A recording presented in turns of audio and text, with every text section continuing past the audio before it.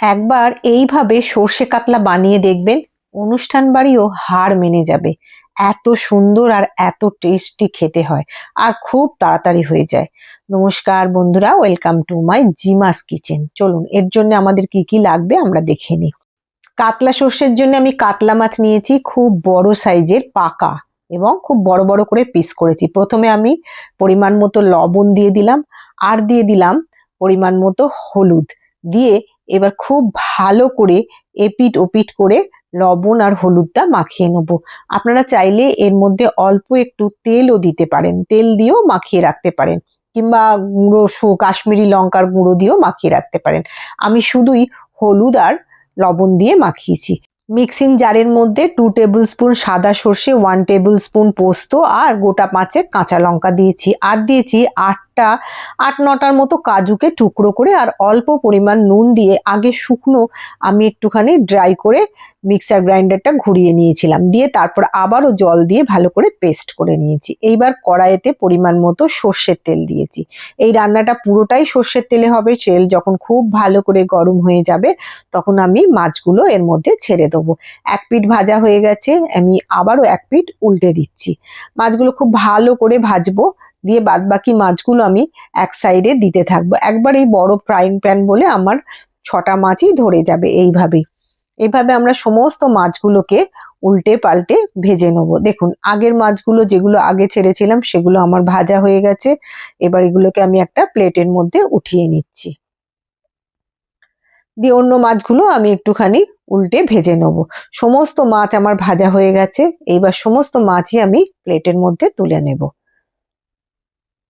অবশিষ্ট যেই সর্ষের তেলটা পড়ে আছে তার মধ্যে দিয়ে দিলাম 1 টিস্পুন কালো জিরে, আর দিয়ে দিলাম 2টো কাঁচা লঙ্কা ফাটিয়ে। আপনারা ঝালটা আপনাদের স্বাদ মতো দেবেন, যদি ঝাল বেশি চান তাহলে কাঁচা লঙ্কাটা আরো বেশি দিয়ে বেটে নিতে পারেন। দিয়ে দিলাম 1/2 টিস্পুন মতো হলুদ গুঁড়ো আর 1/2 টিস্পুন মতো কাশ্মীরি লঙ্কার গুঁড়ো। এই তেলের মধ্যে হলুদ লঙ্কার গুঁড়োটা দিলে একটা সুন্দর কালার আসে।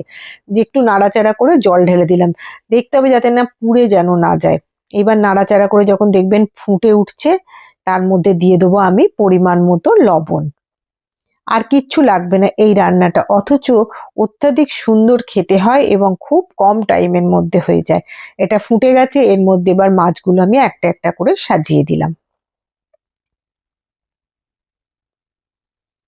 সমস্ত মাছ সাজিয়ে দেওয়ার পরে একটুখানি ফুটবে, আমি এপিট ওপিট করে উল্টে দিয়েছি। দিয়ে এইবার পোস্ত, সর্ষে, কাঁচা লঙ্কা পেস্টটা বেটে রেখেছিলাম ওইটা দিয়ে দিলাম, দিয়ে খুব ভালো করে নাড়াচাড়া করব, এবং মিক্সির জারের জলটা ধুয়ে আমি এখানে এর মধ্যে দিয়ে দিলাম।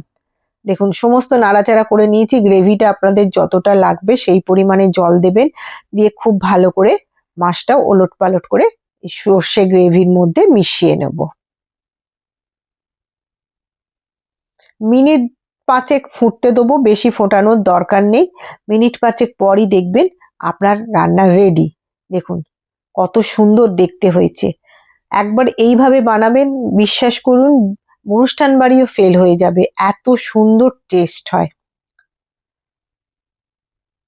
মোটামুটি আমার রান্না কমপ্লিট হয়ে এসেছে। এইবার আমি একটুখানি গ্যাসের ফ্লেমটা কম করে রেখে দিয়েছি, আমার এই গ্রেভিটাতেই যথেষ্ট। এবার ওপর থেকে আমি গোটা কাঁচা লঙ্কা ছড়িয়ে সার্ভ করে দেবো। গরম ভাতে অসাধারণ খেতে লাগে, একবার হলেও ট্রাই করবেন, বারবার বলছি।